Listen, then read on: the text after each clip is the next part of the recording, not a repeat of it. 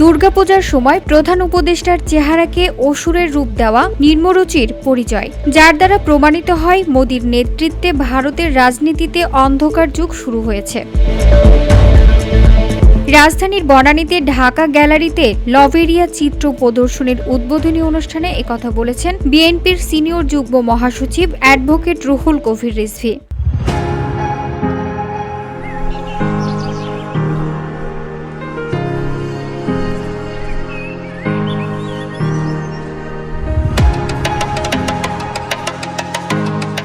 এ সময় তিনি বলেন, ৫ আগস্টের পরাজিত শক্তিরা এদেশে পার্শ্ববর্তী দেশের শিল্প সাহিত্যের এক্সটেনশন করতে চেয়েছিল। বিগত সময়ে পার্শ্ববর্তী দেশের বৃহত্তম শিল্পের চর্চা হিসেবে এদেশের সংস্কৃতিকে দাঁড় করানোর চেষ্টা করা হয়েছে বলেও অভিযোগ করেন রিজভী। এ সময় রাজনীতিবিদদের শিল্পের চর্চা বাড়ানোর আহ্বান জানান বিএনপির এই নেতা। যে দেশে অবন ঠাকুরের মতো মানুষ, আমি নিজে তার চিত্রকর্ম দেখে এসেছি শান্তিনিকেতন, যামিনী রায়ের আমি ভাস্কর্য, বিখ্যাত সেই ভাস্কর্য তার পেইন্টিং আমি দেখেছি, রাম কিঙ্করের ভাস্কর্য সেটাও আমি শান্তিনিকেতনে দেখে এসেছি, একবারে মেটালিক ওয়ার্ক। তো মানে সেই দেশে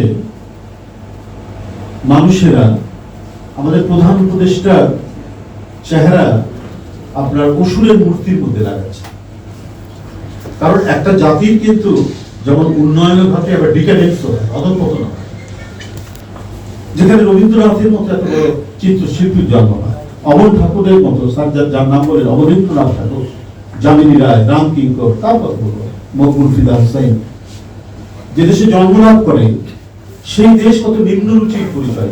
রিজভী বলেন, লভেরিয়া প্রতিষ্ঠান আমাকে আমন্ত্রণ করেছিলেন, আমার মতো একজন রাজনীতিবিদকে প্রধান অতিথি করেছেন, যে জন্য আমি একদিকে লজ্জিত, অন্যদিকে আনন্দিত। লভেরিয়া প্রতিষ্ঠানের সঙ্গে জড়িত সবাইকে আমি প্রীতি শুভেচ্ছা জানাচ্ছি।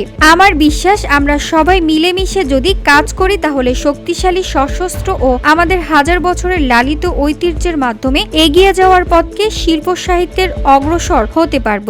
আমরা একটা স্বতন্ত্র, শক্তিশালী এবং আমাদের হাজার বছরের লালিত ঐতিহ্যকে এবং আমাদের এগিয়ে যাওয়ার পথকে আমরা আমাদের শিল্পে, সাহিত্যে চমৎকারভাবে উপস্থাপন করতে পারবো। এবং আজকের যে নতুন প্রজন্ম আমার পিছনে দাঁড়িয়েছে তাদেরকে উদ্বুদ্ধ করা এবং তাদের যে দৃষ্টিভঙ্গি এবং সৃজনশীলতা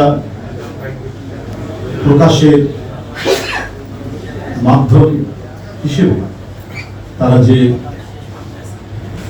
যে দৃশ্যমান বার্তা দিবে তাদের শিল্পকর্মের মধ্যে দিয়ে। উপস্থিত আর্টিস্ট ও কলাকৌশলীদের উদ্দেশ্য করে রিজভী বলেন, ঐতিহ্যের মধ্যে সংস্কৃতির যে অসাধারণ বন্ধন রয়েছে সেই বন্ধন ঘিরে তারা হয়তো একদিন অসাধারণ চিত্র তৈরি করতে পারবেন আগামীতে, এবং এটাই হচ্ছে আমাদের গর্ব, এটাই হচ্ছে আমাদের অর্জন। VOD Bangla news desk.